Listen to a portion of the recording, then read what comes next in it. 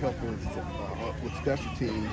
Just can you talk about what Raceback's going to bring and kind of how he's going to help you? Sure. I mean, I think our special teams is not just a one-man operation. There's multiple people involved, and obviously it starts with our head coach, Lee Fickle, who has a ton of experience in that area. And so him and I work together. We brought on Coach Raceback. He's got a lot of experience, previously at another Big Ten institution. And, I think the biggest thing is just, he does a really good job with our specialists, our snappers, our kickers, our punters, in terms of technique, fundamental, and really being, that coach. Obviously, like a lot of times I'm spending time with outside linebackers, so it's nice to have somebody that's really honed in on specialists. And then, we're all working together just to try to get the best out of all of our units. Coach, where have you seen the most growth from Naiser since, getting to campus, and just what stood out about his fall camp so far? I mean, he's a guy that always gives great effort. I mean, he just plays relentless. He plays extremely hard. That's the biggest thing, and I think he's got a good get off. He's shown some flashes of rushing the passer. Still a lot of work to do, but like anything, you got a freshman going through his first fall camp. I've got a few of those guys that never played college football, your first fall camp experience. So there's been some highs and some lows. I think the biggest thing to challenge him is to be really more consistent. And I think we've got really 7-8 practices in. We've got to kind of see where that ends up with some of that consistency. What was the decision to move Earnest over to you guys, and what went in as just a numbers thing? Yeah, I think the primary drivers, we've been able to recruit and develop some depth at interior defensive line. And so as you start to get, 7 days into practice, you start to look at some of the depth you have there. I mean, obviously, Kurt and those guys, and James, and, Ben Barton, I think, is having a great camp. But even, beyond that, the addition of Brandon Lane, and I could go through the guys. And so you're just looking for opportunities, and just felt like there was more opportunities for me in a fall camp at outside linebacker. It also kind of fits a little bit of like his size and his skill set too. So, it's only been 48 hours on the job. I just literally made the move, like I said, 48 hours ago, been cramming things in, but I'm force feeding him a ton of reps and just try to see, look for those options of where he could have opportunities. That said, what are the early returns in terms of what you see from Earnest in these first couple of days and what you've given him? Yeah, he's got violent hands, plays hard, he's got really violent hands, got a good get off.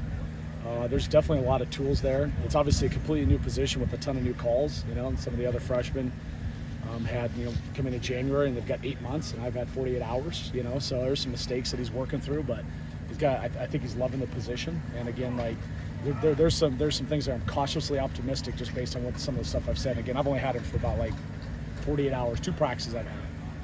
Matt, Luke and Mike have kind of mentioned the lack of rotation at outside linebacker late last season was kind of a detriment to the defense. Yeah. Do you feel like right now you're in a better spot with the guys you can trust to go in there?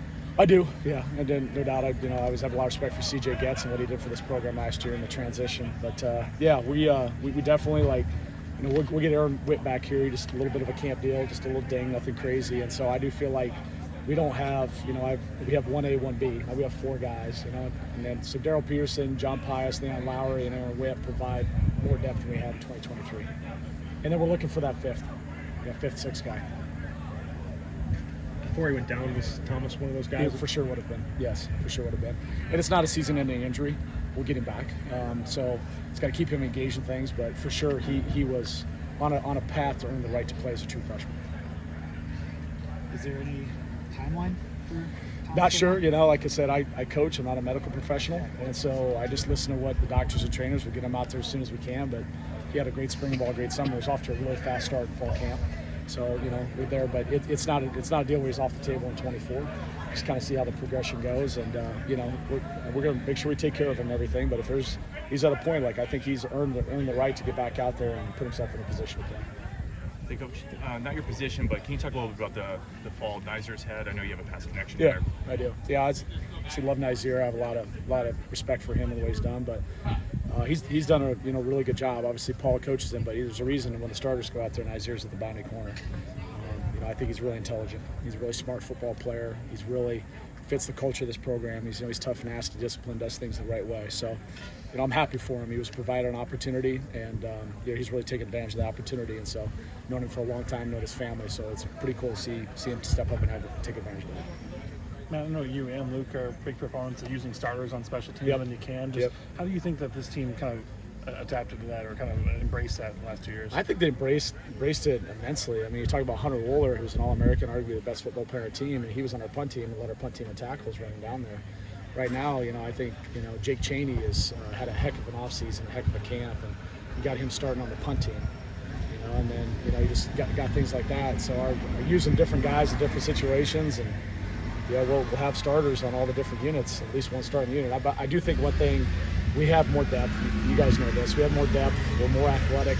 I think that's something going to help some of our units. It's going to really help some of our units because we got just some better guys, at the point of attack that can do some things that are some different roles. Like Quincy Burrows played a lot last year, but he's going to have, I think, a big year on special teams. Just kind of go through those guys that maybe are like the top receiver, top DB, the top type of guy. Owen Arnett. You know what I mean? Like Bortolotti, like that's my guy. Like he was last year, but he is completely, coming off the injury, has been really down the special team. So that's a heart and soul of a football team when you have those guys in those positions that can do those things. When it comes to the return game, who are you seeing early returns on in fall camp as to who could potentially produce, whether it's Tretch or others? Yeah. I think a kick returner, Vinny Anthony, really proved last year down the stretch in the bowl game. That he's really good. So, right now today, Vinny Anthony is back there as the kick returner, and we're using Bryson Green some as an off returner. And I think the punt return deal, Tretch is definitely shows the ability to do that, but I wouldn't sleep on Tyrell Henry either. I mean, he's really confident catching the ball, and I think that he's had a good solid camp too. So I don't think we're in a position to be named the guy that's back there on punt return yet. There's still some competition left to be done.